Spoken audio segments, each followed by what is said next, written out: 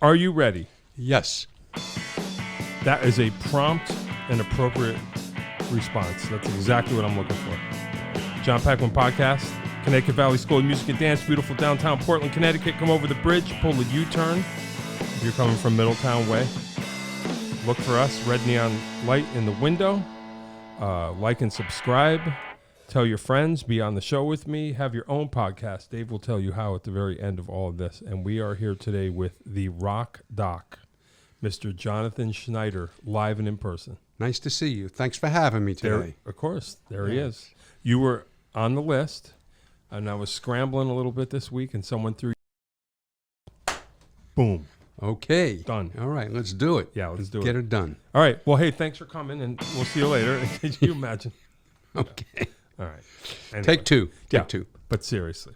All right. So, the Rock Doc, I've known you as a face in the crowd at various different gigs throughout the years. And then I did, some work for you. But you are known as the Rock Doc. Tell us why. Well, that moniker was given to me on a ski trip a long time ago in Colorado. 25 years ago, maybe. Whoa. More than that. And so I was with a buddy of mine, and he had another ski instructor friend of his. This isn't going to be a Penthouse Forum story, is no. it? It sounds like it. No. Dear Penthouse. Anyhow, so he said, well, a good name for you is the Rock Doc. And he was a German Rock Doc. Hey. And it's stuck with me ever since. So you're a doctor? Yes, a physician and a musician and a little bit. Hey. A fake musician, actually, but well, that's what I do. As long as you're not a fake physician. No, I've been accused of that too. Oh, boy. Uh-oh. In court? Yeah. I hope not. No. Oh, no. Like, I used to be Jonathan Schneider, TD, toy doctor, but I'm actually I'm a real one. Okay. Do you want to tell us about that? No, I don't think I have to tell you about that. You don't have to. Just curious. Yeah. Yeah. All right. But your musical life, let's talk about that. Okay. Well, it all started, I guess, when, I was growing up in Brooklyn with my family. Yep. Brooklyn, New York, that is. And, we had to play a musical instrument. One of the things my parents, made me do, my father played piano. Oh, and cool. I had a little dyslexia with reading piano. Right. My right hand and left hand, I said, well, I'll bang out some chords. Sure. But when I used to go to school, I went to PS 193 in Brooklyn, public school, and I used to go home, walk from home from school, and I heard these drums going. And I said, what was that about? Knocked on the door, and then I knew the family, and the owner, this is where this kid who became famous, Richard Perry, went to school. Richard Perry became a famous music production guy, and he plays the drums. Okay. And he produced Barbra Streisand, Rod Stewart, a whole bunch of people like that. That Richard Perry. Yeah, that Richard Perry. Yeah, you can look him up. He had a relationship with Jane Fonda for a while. And hey, who wasn't? No, I don't know. Okay, No, yeah. So, and I idolized him. I wanted to be like him. I mean, he had a vocal group called the Escorts, and he sang bass. He's right down there. Hey. And yeah, and a cappella stuff and doo-wop. Cool. Yeah, he did all those things. And that got me started on taking drum lessons. So who was his drum teacher? Well, this guy, Willie Kessler, and that was my drum teacher, and had the practice pad and doing this and doing that. And the next thing was, for me, doing all that stuff, that I used to hang out. My parents had a friend who worked at the NBC studios in Brooklyn, New York. Oh, wow. And I used to hang out with the show, and that was Hullabaloo. Oh, hey. And I got to meet all the people in the band. Sure. Those were great. And there was the guy, Richard Davis, was playing acoustic bass. Okay. Yeah. And he said to me, I used to watch him, and I was playing the drums, and man, you've got to listen sometimes to play ahead of the beat, behind the beat. Oh, wow. I had no idea what he was talking about. Yeah, right, sure. So, yeah. So that got me started. And then we did it. I had, had bands in junior high and high school. I was in the band, the orchestra, and he forced me to read. So I had to read music, and I was able to read drum charts. And I said, I want to play like the Mel Lewis, Thad Jones big band. I used to go to Village Vanguard. I used to go down there. Hey. I loved it. Yeah. Yeah, I bet. Yeah, but, Well. Anyway, careers changed, and yeah. And then at one point, we were playing a college band out in Long Island, and that's where I ran into Young Rascals guys playing out there at the Barge. Ooh. West Hampton. Okay. In Quogue, actually. Okay. And I became tight a little bit with, Felix Cavalieri, and I was talking to him, and what I was going to do, and I said, I'll think about playing the drums or music, whatever, or going to medical school. Because my father was a doctor. So he told me, if you have the smarts to go to medical school, do it. Because, you can always play music when you want, and that's right. what I did. Wow. Yeah, that's true. That was, I would imagine, good advice. Yeah, for me it was. Because right? I knew at some point, I wasn't the next Gene Krupa or Buddy Rich or anybody like that. But, I had my fun. Yeah. Well, that's... So your parents must have been happy. Yeah, I had the drums in the basement, Yeah. And you were like, I'm gonna take the medical thing seriously. Yeah. That's kind of cool. Yeah. Oh wait, I forgot to mention. I should have mentioned this right up top. So mostly around here, at least right now, you are what would you call the impresario or the manager? Yes. Of the Running on Empty band. Yes. Experience, which is, you want to tell us? Yes. Okay. Well, and then we'll come back to that as we. Yeah. It's a 7-8 piece band. It's a kind of a tribute band to Jackson Browne and the Laurel Canyon sound. So we're not limited to just him. Sure. All the people that have some association with the Southern California stuff. And I kind of put this band together just accidentally. I auditioned people, and I met Sheila that way. I saw her at a gig and said she can sing. She looks good, and we had her. And then Jeff Pevar gave me some direction along the way with that stuff too. Okay. Yeah, cool. And it was good. It was fun, and I've always looked at myself, not only impresario, but also as a recognizer of talent. Okay. As somebody other than somebody that was the greatest that ever lived. I never thought of that at all, but I was able to recognize good people and bring them together in a way that would gel. And I had this approach with this band. They were going to be like family. It wasn't going to be I was going to be a total boss. And it was a working process because, we had to figure out what we were going to do. And, we had our ups and our downs, but, we're okay. And it was great. And I met a lot of good people from it. Yeah, right. I bet. You know them all. Yeah. I know. Well, let's come back to that in time. I should have hit with that up front, just so people know that like what you're up to nowadays. Okay, all right. That's what people might know you from. Okay. At the moment. All right. But anyway, so let's go back. So you're hanging with the Rascals. Right. Felix tells you to go to medical school. Yeah. Pretty heavy. That's heavy. Yeah. I think his father was a dentist. I'm not sure. Yeah. It could have been. Yeah. Huh. That's funny. I never thought of that. He said, if you're smart enough to go to medical school, you should. Yeah, we're all doing this because we can't. Yeah, that's pretty cool. Yeah. So you clearly were smart enough. Oh. So that happened. I just fake it till you make it, Yeah. Oh boy. Yeah. Hope you're not faking it now. No, you made it. Yeah. You made it a long time ago. Let's hope. Okay. All right, cool. So off to medical school. Can continue with the drums to some degree or no? Or that was it? Well, because I don't know you as a drummer, so. No, when I started, because of various issues of studying and stuff and the competition, I did not get accepted to an American medical school. Okay. So. And this would have been, not to date yourself, but this would have been what year, just to get a context? Well, I graduated, college in 1969. Okay. High school in 64. Okay. And so I went to Belgium, and in 69, the whole thing was, folk music. That was a big trend. And I wanted to get a Martin guitar. Sure. Which is what I did. I went to Sam Ash, and for $300. And I didn't know how to play. I just knew 3 chords because I was playing in a band. I used to know cowboy chords. Yeah. Then I started, taking guitar lessons out in Belgium. Wow. Just old country stuff, and sure. I was into flat picking and fiddle tunes and that's doing cool. just an acoustic and and doing it and having fun with it. And because I lived in so many places, I lived from Belgium. It was Nebraska. Wow. From Omaha. That's a big change for Jewish kid from Brooklyn going I would imagine. Going to Omaha, Nebraska. Yeah, right. And I did that, and then internship in Wisconsin. Wow. Milwaukee, and I met a lot of So that's how it goes. Yeah. When you take that path, I don't know much about that path. Yeah. You just go wherever there's a need. So what happens? You have to apply. You go to medical school, then you do an internship. Okay, so medical school was in Belgium the whole time. No, 3 years in Belgium. Okay. And then I transferred into the second year of medical school in Omaha, Nebraska, at the University of Nebraska. Okay.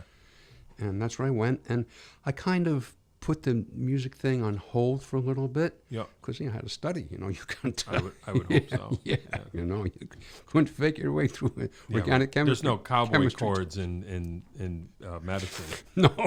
No. Yeah. No. They're real chords. Yeah, that's right. Real books. Yeah. Yeah. Funny. Yeah. But it was it was a good thing. I had cool with it. How was Omaha? Cool. Well, we used to I've call never it, been there. Oh my God, Nebraska. It was a very interesting time to be there because Omaha was like the smack dab in the middle of the United States. Sure. And it was it wasn't so much of music. I used to watch guys play. I used to always go to venues and see people. My ex-wife at the time, and it was fun. Mm-hmm. But I stayed on the grindstone, Yep. and yeah. So it's different from Studied. What was Belgium like? Belgium was phenomenal. Yeah. At the time I was there, I felt very depressed because I said, why can't I get into medical school in the United States? Because I didn't have the greatest grades. I flunked the course of 2, and it was very competitive back then to get into medical school. Oh, wow. Yeah. So, but then Belgium was great. Foreign food and traveling, and I got to go through France and Germany and stuff. And Pretty cool. Yeah, it was good. And then to Omaha. Yeah, Omaha. That was a culture shock. Yeah, right? Yeah. Right. Yeah. Well, I can't imagine you probably weren't. I'm imagining that you weren't the long-haired hippie type, or were you? Could you be? Yeah, no, I was. Oh, you were? Okay, so you could be in medical school? I kind of looked like Frank Zappa, a mustache. Looked like Frank Zappa. Okay. Long curly hair. Okay. I was kind of. I didn't have the soul patch, but So when you landed in Omaha, where they were like, "What's up with this freak?" or was everybody freaks, or what was the vibe? What it was like for me, I'd be online in stores and things, and I'd overhear people to say, "Well, I tried to buy this from this person, but he Jewed me out of $4." And I used to hear that stuff. And right. It was, so that was just the way it was. Yeah. There was a lot of anti-Semitism and stuff. And yeah. Wow. Yeah, that's rough. Yeah. Well. Not like that in Belgium. Certainly not like that in Brooklyn. No. Things have, if this was 1969, things were different back then. Yeah, sure. Yeah. Wow. 72, I mean. It was 72 because I was in Belgium for 3 years, then Omaha. Wow. Oh, Yeah. well. Well, they've never, whatever. I'm not going to talk about Omaha. But That's all right. yeah, you can imagine. Omaha Steaks International. And the Wild Kingdom, that was from Omaha, too. Oh, that's right. Mutual of Omaha. That's right. And Warren Buffett, the multi-trillionaire, he's from Omaha, too. Oh, really? Yeah, there's some, Wow. That's all I know That's okay. about Omaha. It's more than you need to know. Yeah, no offense. I can't imagine too many people from Nebraska are watching this show. But if anyone from Nebraska is watching the show, yeah, that's right. What's up? What's up? How's it going? All right. So you were there for how long? Nebraska for 3 years. Okay. 72 to 75. Wow. Yes. And you got married somewhere in here or no? No, the first time I got married, I met my ex-wife. I was in City College. I was playing in a band. Oh, wow. And she came down to one This of the is shows. back And we, her father was a musician, and he was a music producer guy and kind of well-known in Broadway circles. He had conducted with Leonard Bernstein, one of his things. So it's, I was connected through my ex-wife and that family. And so. Did you stay in touch with Richard Perry? Well, I did visit with him in 2009. I made a trip to L.A., and I spent a little time with him. And then on that whole trip, through somebody else that I knew, I also got to hang out with John J.R. Robinson. Oh. And I got pictures of him and he was so cool. He One showed of the me best his drummers studio. ever. Yeah, and all the stuff he's done, and he was a big sports fan like I am. Oh, and cool. we're still in touch. Yeah. We Hey, through that's social cool. media. Yeah, and he told me he had his drum studio had 2 kits. He had his regular kit, the bebop kit, and all this stuff. And, Yeah, I bet. Yeah. And I think he just switched from Yamaha to D Drum as a sponsor, maybe. Yeah. Yeah, he's one of my heroes for sure. Oh, yeah, he's done it all. Yeah. He's done it all. Yeah, crazy. So after Omaha, then where? Well, after Omaha, it was internship time, and I thought then I wanted to be a cardiac surgeon. Why? I have no idea. It was an ego thing.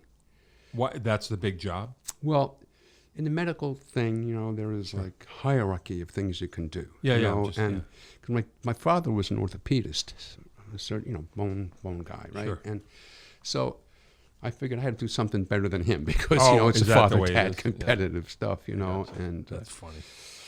so I figured, I'm gonna try. I'm gonna go right for the heart. Yeah, so I went to open heart thing, and I realized that was not for me. I started general surgery. It's on call every other night and doing this. And Really? No time to play. So it's just a crazy. The life. the guys that do that, I mean, they're just tunnel vision. They have no other hobbies and do other shit. That's all they do. Right. And I was different. I wanted time to, do stuff. And well, that's kind of cool. yeah. So then I had a friend in Wisconsin. He said, "Why are you doing this surgery stuff? Why don't you go?" That's what I did my surgical part. Go into anesthesiology, and that's what I did. Oh wow! Yeah, he convinced me to do that. And it was a great lifestyle, and I did it for 40 years. And that would have been when? What year? That was I started the anesthesia residency in let's see. Oh, I would say about 75. No, 77. Wow. 77 to 79. Wow. That's right. I would imagine, I would have no idea. I can just imagine that the anesthesiology, that world that you were in then is it anything like it is now? I mean, there must be big advances, right? Oh, yeah, there's been tons of stuff. I mean, but, it was a rewarding career. We used to say it was hours of boredom and moments of terror. Oh, boy. Yeah, because most of the time when shit happened, I mean, you just couldn't look it up in a book. You had to make a decision. You had to act on it really quickly. Wow. And not everybody in life can do that. Some people, let me look about it a little more, Sure. It's like it's just a different thing. Yeah. You have your skills, you had to do your stuff and techniques, but, it was good. I liked it. Wow. It was fun. I met a lot of good people. You feel like it was the right choice? For me, absolutely. Oh, that's cool. Yeah. That's cool. My parents said, when I told them I was going to go into heart surgery or something, they said, "Don't do that. You ought to become a dermatologist because the patients never get sick. They never die. You make great money. You don't have to be on call." Oh. Yeah, but, I said, what? Dealing with like zits and pimples wasn't for me. Sorry. Wow. Yeah. Wow. Right. Yeah, well, that's kind of cool. Yeah. It was good. And there's a need. Well, I guess there's a need for everything. Everybody has a heart, so they're going to need a right. Anyone who needs surgery is going to need anesthesia. Yeah. That's wild. Well, so Tin Man didn't have a heart. He wanted one. Right. Anyway, a little segue into exactly. The Wizard of Oz. Why not? Wow. So are you still doing that? Are you retired? Oh, no. I retired from at the magic age of 70. I retired. Wow. And in 2018, after a 40-year career. Wow. Yeah, at St. Raphael's Hospital. It's in New Haven, and that's where I worked. And wow. I did it. Yeah. And that's cool. Yeah. Uh-huh. So your parents were proud. Yes, they were. They liked it. Yeah. Uh-huh. Yeah, that's cool. And then music somehow you must have picked it back up or something. Yeah,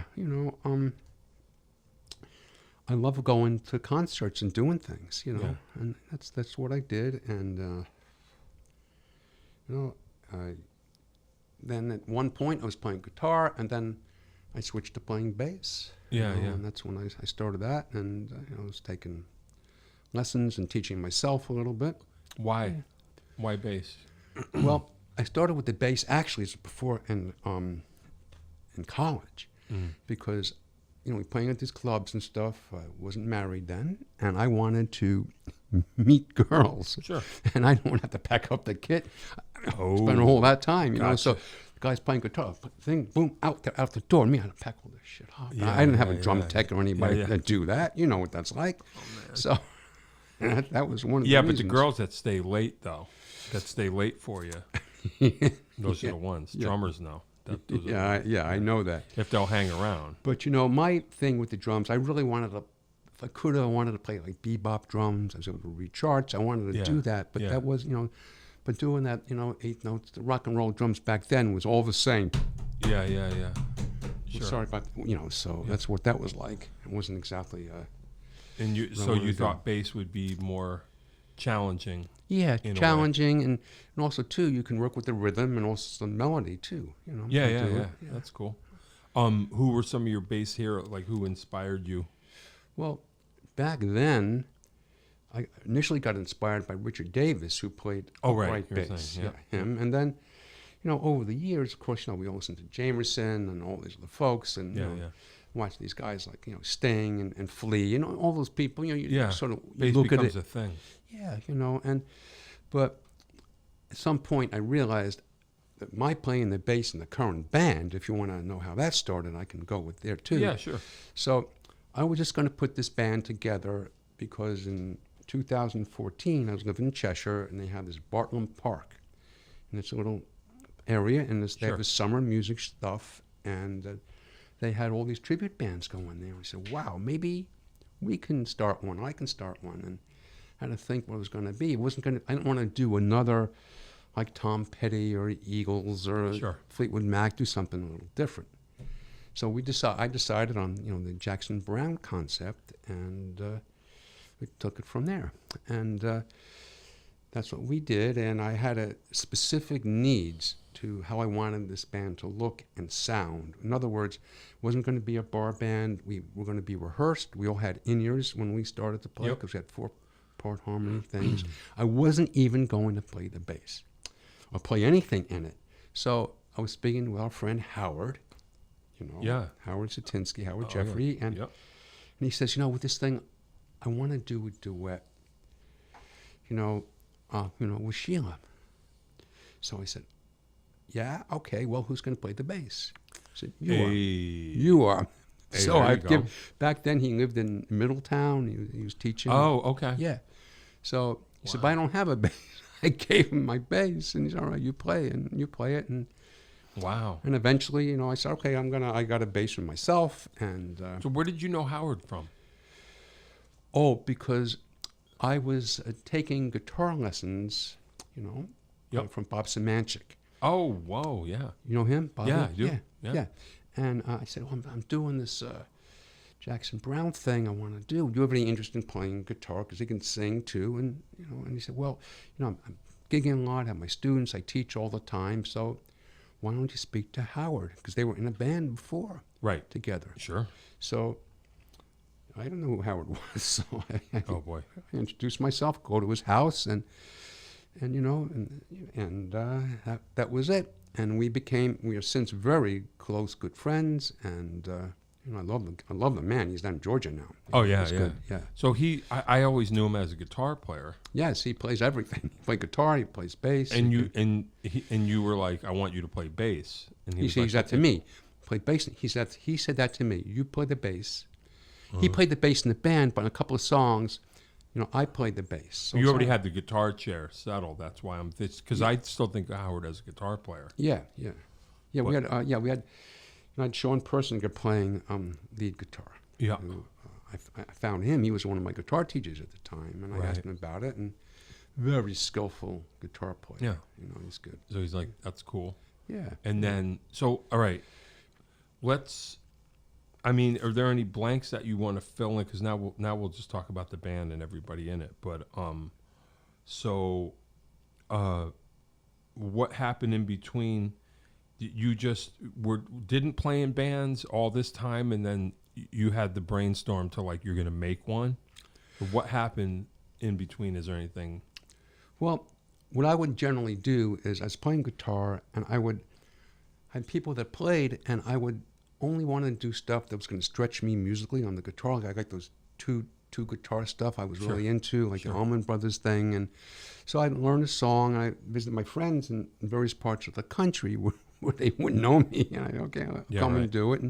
And that's what I used to do. And it was fun. Yeah, you want to do an Allman Brothers thing? Yeah, we could do that. Or maybe some, what else did we do? Some Orleans things. It was kind of fun, just sitting in and doing it. And, but, So you play a little bit of everything: drums, bass, guitar. Yeah, well, I suck at them all. It's like, it's fun. I do it for fun and pleasure, my own things, and right now, and I always, even now, I try and advance my skill set, what I can do, and I have this like wacky idea that I'm gonna learn how to play like slap bass really well. Yeah, right. Yeah, sure. And then go challenge Flea to a battle. Or Victor Wooten, one of those guys, or Mark King, and yeah. How's it going? Well, it goes well enough until I start bleeding over here. Yeah, well, hey, blood is just the beginning. Yeah, that's what they say. That's the beginning. Right. It's something to do. And you have to go through a portal of blood before you get to the prize. Yeah, but there's this thing. All of a sudden, you're doing it, and then you hit it, like where you have to hit the string and how to, it's like it's skill. Like, like anything else. It's like, I'm a hack bass player. I wanted to be a bass player first. Yeah. Before a drummer, and it was it was like the disco era. So I wanted to play bass because I wanted to do that. And I was not that good at it. And drums came easier. And actually, the other day, one of my students or somebody I had to learn boogie oogie oogie on bass. And when I was a kid and it took bass lessons, that's all I wanted to do. I just wanted to learn how to play that. Yeah. I was like, this would be great. And I couldn't figure anything out. And I mean, I'm not a good bass player, but I've been playing long enough that I actually it's just octaves and okay, yeah. And I figured it out within minutes and was playing it. And I was like, man, my 12-year-old me would be so proud, would be so excited. Like, oh yeah, hey, this is what I wanted to do when I was 12. And it took me 50 years or however many years to even get to play like a 14-year-old. Like, I just have so little talent in that realm that like I can do it, but it takes me that long to just get that much progress. I'm like, congratulations, if you could have done this in 2 months if you were good at bass, when you took lessons, but whatever, just funny. And they make no pretensions about being the best of any of the stuff I do. I have fun doing it, and I pick my moments. I know what I can do. I know what I can't do, and I know my limitations. Well, that's important. And even like right now, my latest thing is I was a huge Lou Reed fan back in the day. Yeah, so I'm learning how to play fake acoustic bass and Walk on the Wild Side, which is Herbie Flowers and the stuff he's doing with acoustic bass and then overdubbing the electric bass. Right, it does that thing. Yeah. So I'm doing that. And Sean Persinger and I are going to bring his daughter who plays upright bass. Oh, there we're you go. We're going to try and do something together and get the thing done. Maybe we'll just get a drum track, hi-hat thing going. Yeah. That's all there really is on that track for the drums. Yeah, pretty much. Yes. So that's how he did it. It started with an acoustic bass and then overdub, because I never could figure that out. It's, when I was young, I had no idea. And I'm like, oh, that sounds like it's 2 tracks. It's 2 things. Mm-hmm. So that's what it is. Yeah. Mm-hmm. So one's going one way, one's going the other. That's right. Exactly right. And you can play them both together. There's ways of doing it, but, to get the real sound, you have to have 2 basses playing, and they were overdubbed. And that's cool. Yeah. Pretty cool. Yeah. So let's, why don't you give us the history of the band from band members, who they are, how you met them. All right. Well, because everybody's going to end up on the show eventually. So this is like the big shout out. This is the big list. Well, I really wanted to do this thing, and I put this band together. We had our first rehearsal in Jeff Pevar's place. Sure. And we brought him in. No, it was at Sean's basement, and Pevar came. No, not Pevar. I mean, I got confused. Sorry. It's all right. Sorry. So we all came down his basement, and we started. That was Jeff Canada came down. He said, "I love to play it, but I can't." Oh yeah. My problem with my foot. So he suggested we get Greg Trabant. Right. I bring Greg in, and I was like, wow. Yeah. He's the real deal. I mean, yeah, sure. He can, you know him. He can play. He does it all. So we did that, and then I said, all right, well, we have to find some other people. And Howard loved that stuff. Howard was in there. I needed another lead singer, and we got, I got, Jordan Weinstein, Jordan West, singing lead, and I approached him, and he says, look, I'll do it, but I don't want to play any instruments. I just want to sing. Okay. And he plays the congas too in a couple of tunes. Right. So that's what he does, and he did that. And then I needed initially I had about 11 people in the band. Whoa. Because I need to duplicate the stuff that Jackson had on the Running on Empty things. I had 2 background singers, and we had Sheila, and I had Jenny Bales, and she was up for a while too. Okay. And I had Joe Miller playing guitar. We had a bunch of us, and it just became too cumbersome to have 11 people. Yeah. As well as too much money to pay them too. Yeah. Because I said, no, if we're going to do this right, they have to be paid for rehearsals, and that's what I was able to do. And he would tell them, look, I don't have a boat, I don't have a fancy car, I don't buy fancy cars, I don't have a jewelry, I don't have an expensive mistress, so this is what I'm going to do. Do you have an inexpensive mistress? Well, yeah, I used to, but then she wound up getting the clap. And I said, no, sorry. Sorry. Okay. You can edit that out later. Exactly. That's fine. No, there's no editing. That goes out to that's forever. The internet's forever. Okay. Yeah. All right. Yeah. Oh. So sorry for these jokes, folks. No, it's okay. They can handle it. Yeah. So you decided 8 was the way to go. Yeah. So eventually, and it worked out. We had a violin player with us too, at Kenny Kosek at first. Oh, right. And Andy Gundell, who plays rhythm and sings lead. Right. He told me about Kenny, and Kenny was with the band for, I would say, the first 5-6 years, and it became too much of an issue for him to come in from New York City. He didn't have a car. Right. Or his wife had the car, and we had to pick him up at the train station. And then we went through 2 other fiddle players, and we have our final one, Alicia, and she's doing well. Yeah. Yeah, so it's good. I know that there is some fiddle I'm running on empty, but why not the David Lindley? Why not the lap steel guy? Thanks for reminding me. I'm just curious. We had one. Yeah, we had one. We had Olin Roth in the beginning. Okay. Olin Roth played lap steel, and he was with us for a while. And it was great, but he became very busy, and it was a big schlep for him to come all the way from where he was to us, and it worked out for a while. And there was some artistic differences about things with that. So, at one point, we figured out we had to do something else. So, Sean was skillful enough to play the parts on slide. Oh, right. Okay. And made it sound great. So you can cover that. Yeah. Yeah.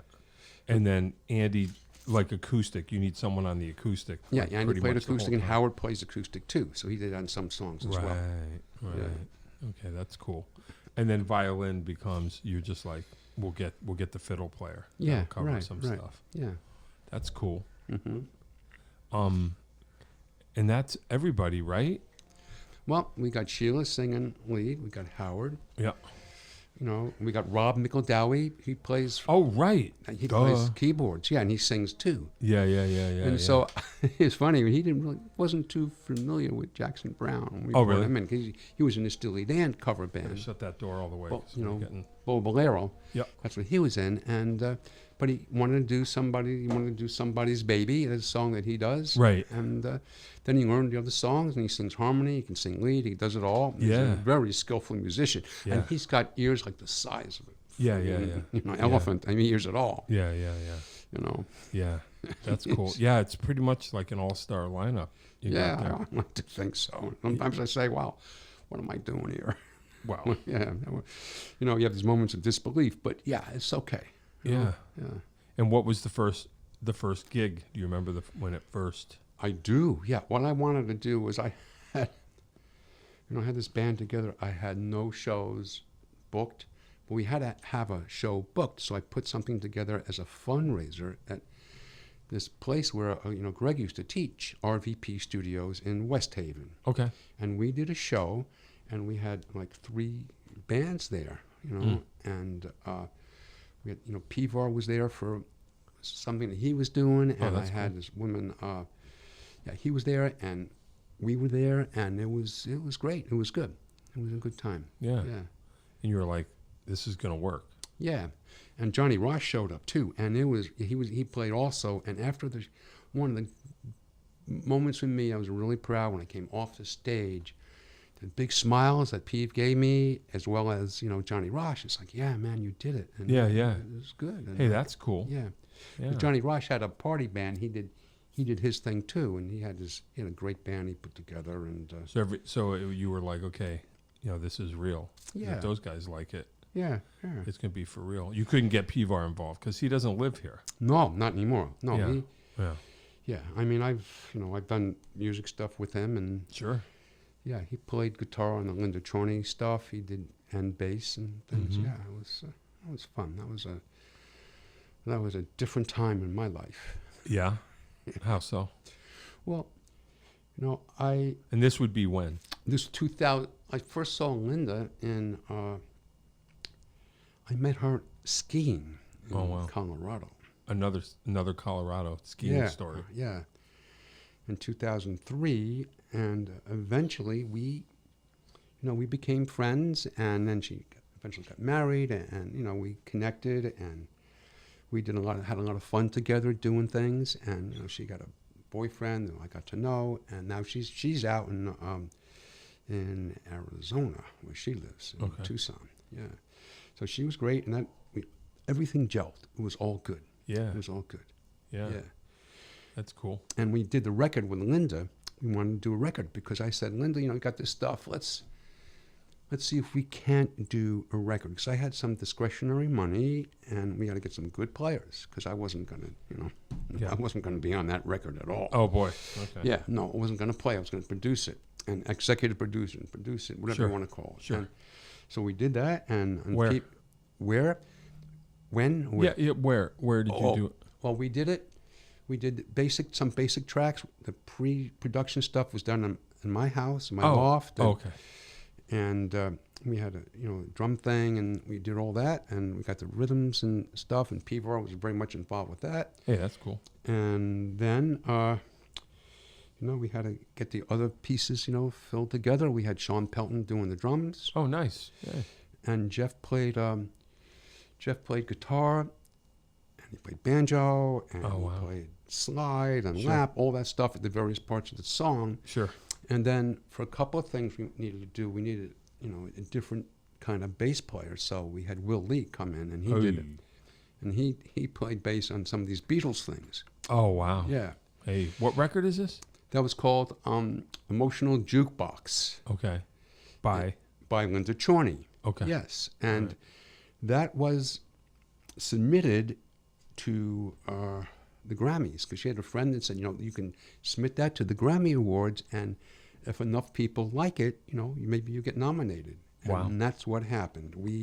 She was nominated for in the Americana category, and all of a sudden, we were going out to L.A. for the Grammys in 2012, and it was something else. Again, they have this party before. There's a pre-show, other room. You do stuff, and and that's where I met Gary Burr, and became tight with him, because he was playing in his band that he had, and he was playing with.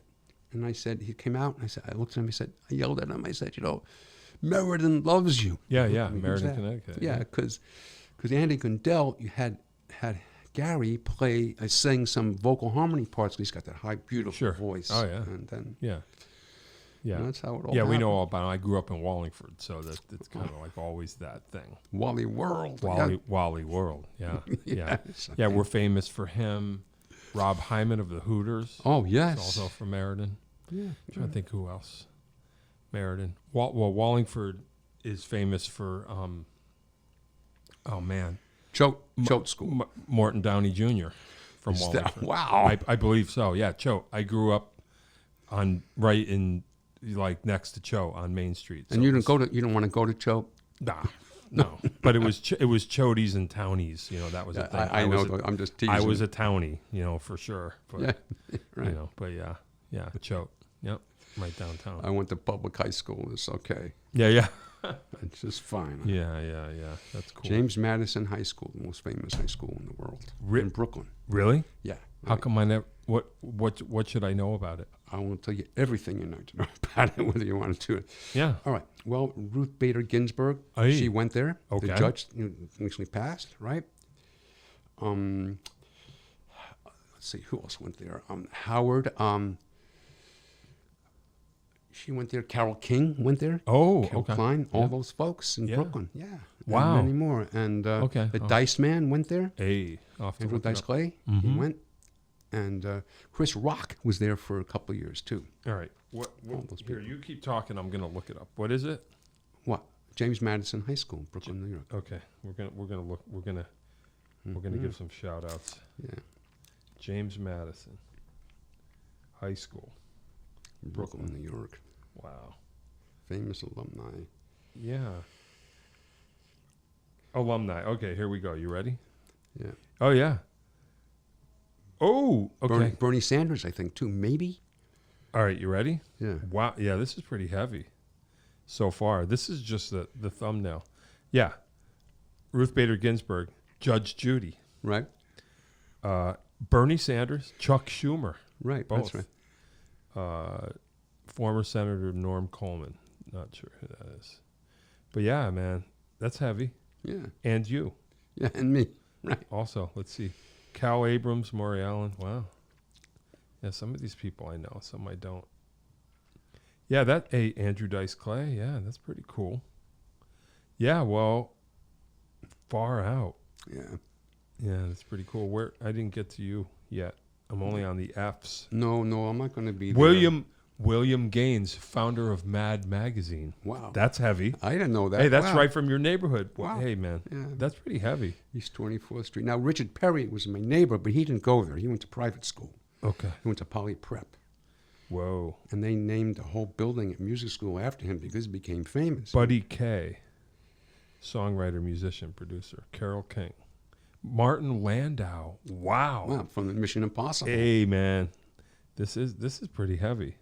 Wow, that must have been a pretty cool school. Yeah, it was fun. Wow. Yeah, Chris Rock. Wow. Bernie Sanders. Wow, that's crazy. So I was the drummer, and I played in the jazz band. I played in the Chuck Schumer orchestra band. I had to play timpani and all that jazz, and I did all that. And, wow. And then for the marching band, I was the drum major.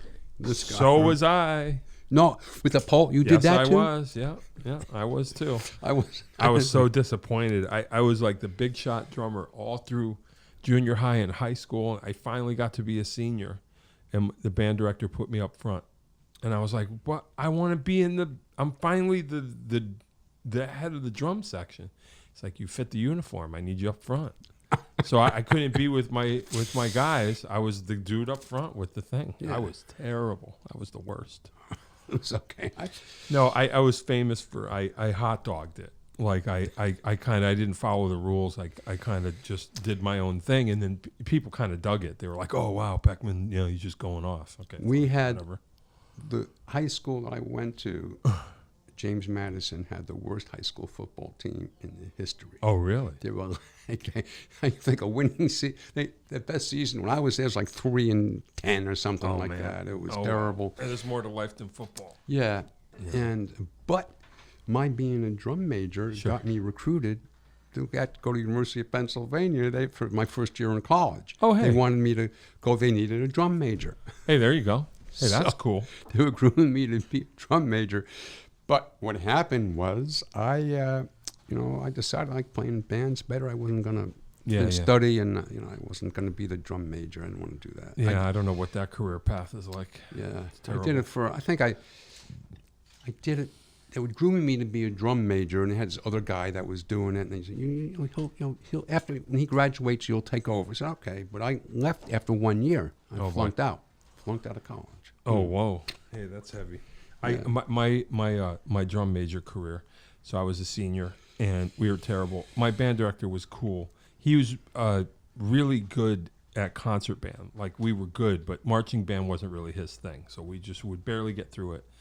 And I remember it was my senior year, and we went on a trip. We went, the concert band, we entered a competition. We had to go to Virginia. And then but we also had to march in a competition. And he just told us straight up, he goes, gang, I don't care about the marching band thing. We just have to kind of get through it, but I really want to focus on the concert band. So, okay, cool. So we did that, and then the next day we had to be marching the parade. And I'll never forget, and this was like, I don't know, I don't want to say thousands of people, but it was a big deal, this parade. And band director comes up to me and he goes, oh, I forgot to tell you, when you go past the reviewing stand, you have to salute, and we're being judged on the salute. And we forgot to come up with a salute. And I'm like, what am I? He goes, when you get up there, just make something up. So I'm like, are you kidding me? So we get to the reviewing stand, and I don't remember what I did. I just did something. I made something up, some sort of salute. I did something inappropriate, I think. And we get home and everything, and he's like, great, we placed in the thing. And he goes, and we were disqualified from the marching band competition because of our drum major made a inappropriate salute. Because I don't remember what I did. I did something. And he's like, I don't care. So that means you had to be able to read music back then, playing the drums. Sure. Yeah. I was good at it. Just don't fake it. Yeah. But I got disqualified. I got our school disgraced in that particular competition. But oh well, you should have known better than to make me that guy. Yeah. So anyway, that's my drum major career. Yeah. I could have been. Mm-hmm. I couldn't have. Could have been a contender. Yeah, no. I couldn't have been.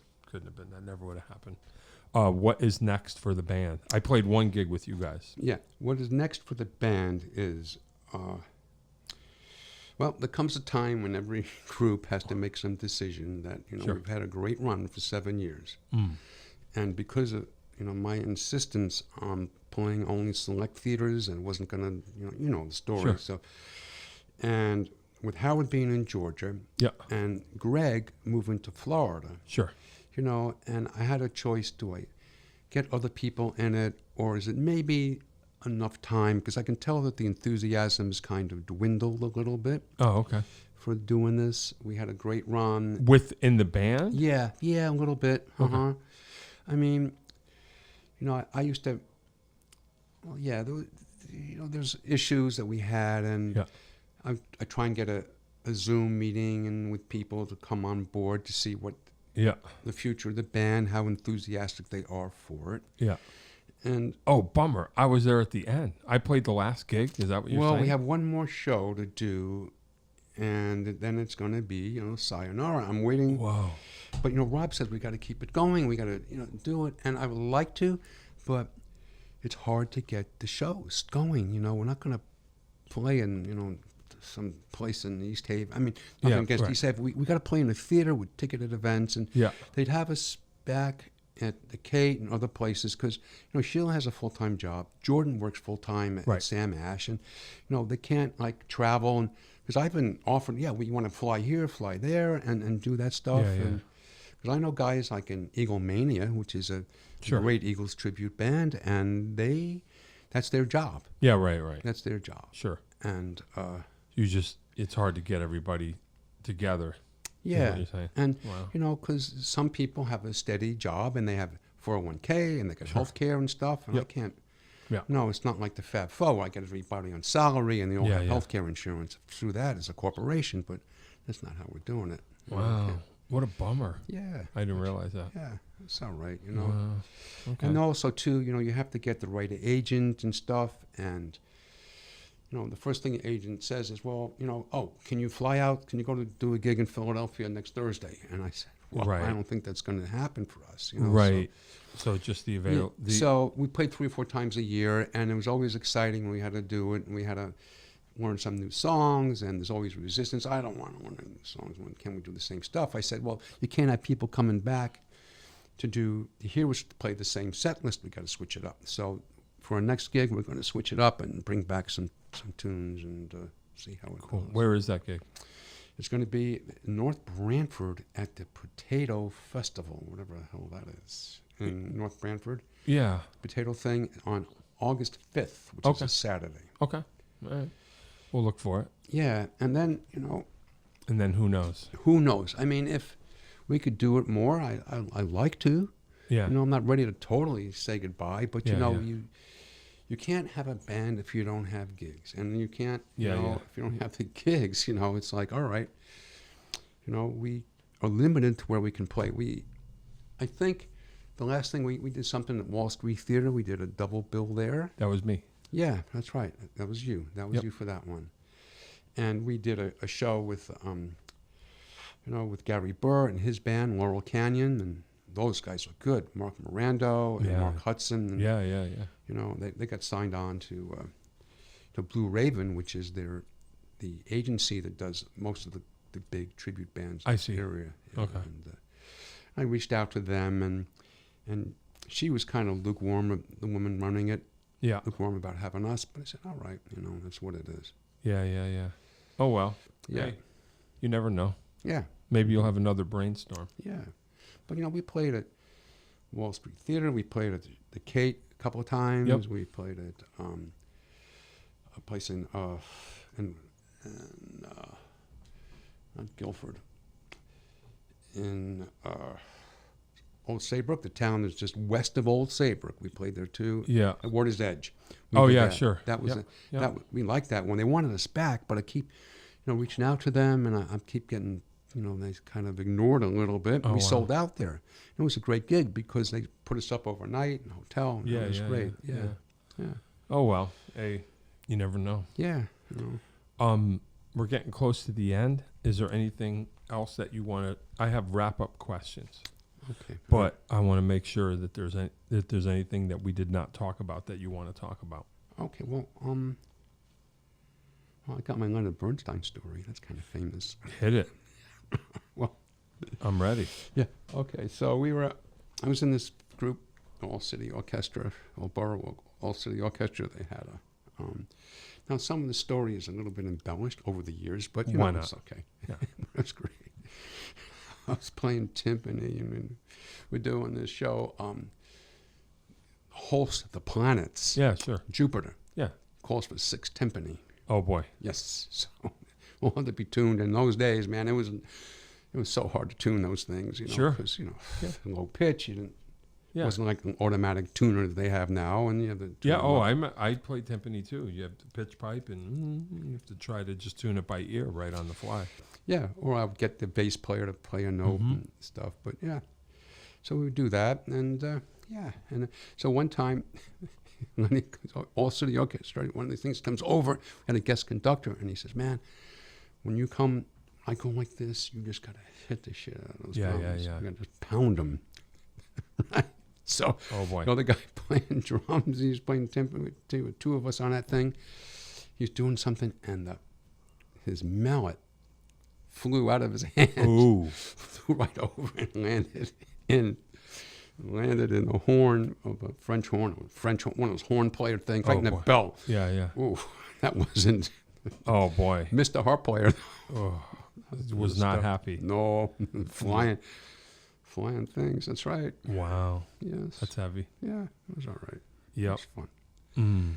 Folks, I'm making some of this up. You got to fact check it. Yeah, that's right. Okay. All right. Yeah. Does it exist? An account of this? Well, the famous. In my mind, it does. Yeah. That's funny. My motto is, and people that know me know this: I never let the truth get in the way of a good story. Right.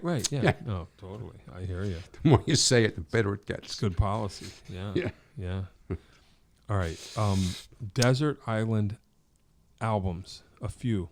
Well, albums that you could listen to forever. Oh, well, Desert Island albums. Well, sure. I like that. Obviously, the Jackson Browne Running on Empty album is great. That first one he did. The Beatles, anything from the Beatles would be great. Yeah, sure. And, and then I like my jazz stuff too, Yeah. Such as? Yeah. Oh, yeah, absolutely.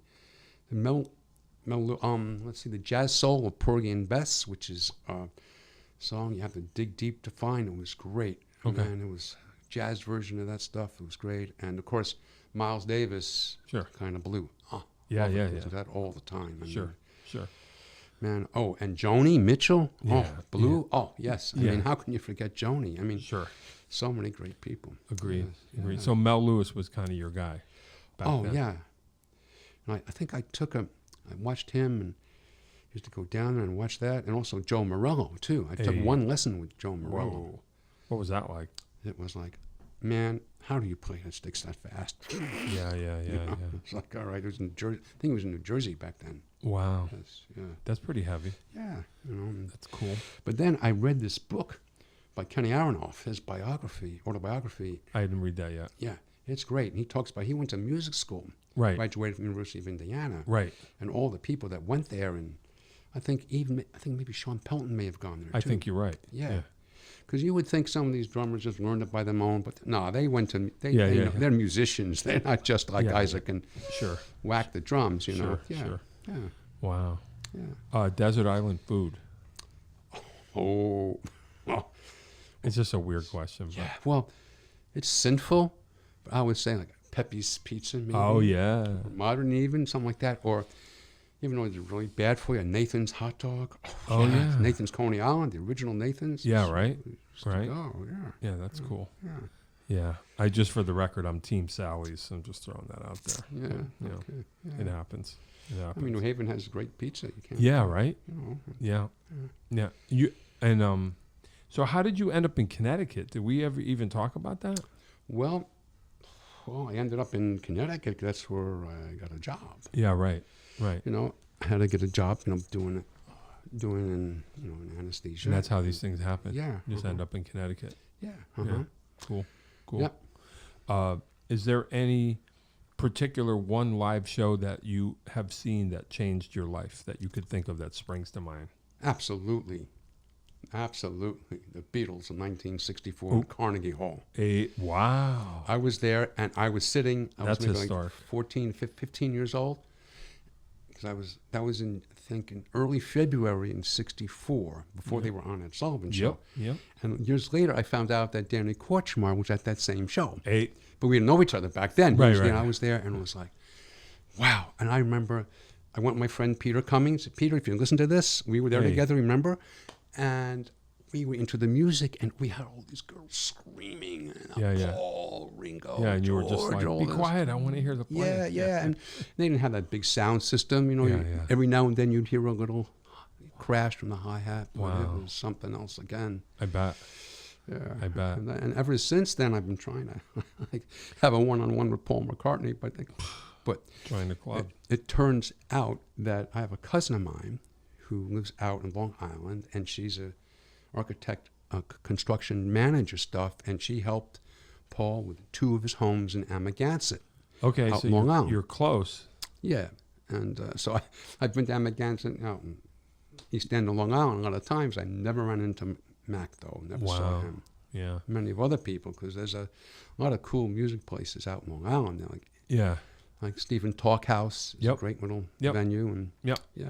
I remember I was playing in a Beatles tribute, and we were playing it private out around someone's pool out there, and Paul lived a few houses away, and I had this fantasy that he would come over and correct us because we were playing it wrong. I was like, man, maybe Paul McCartney can hear us. He probably wasn't even there, but none of that ever happened. Yeah. My mom saw the Beatles. Yeah. The same year in Pittsburgh.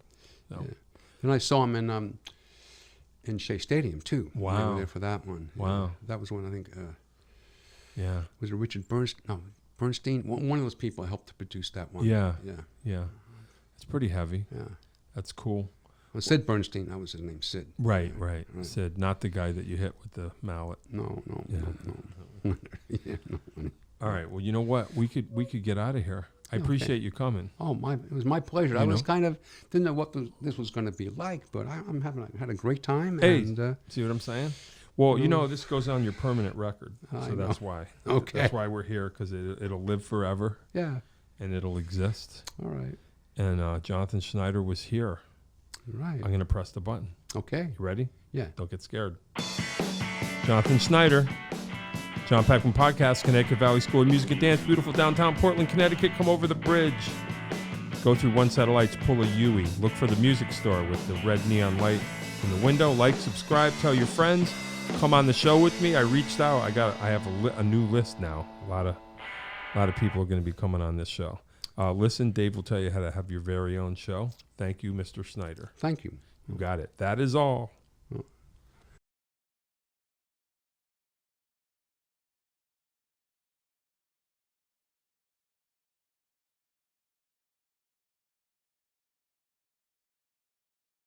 If you'd like to start your own podcast, give us a call at Connecticut Valley School of Music and Dance.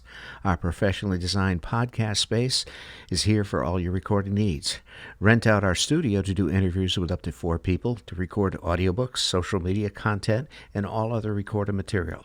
Our rentals include a private studio along with our professional-grade podcasting equipment, and we can customize your output to whatever your needs are. We also have green screen capabilities, which will expand to video capability if you so wish. So check us out here at convalley.net/podcast.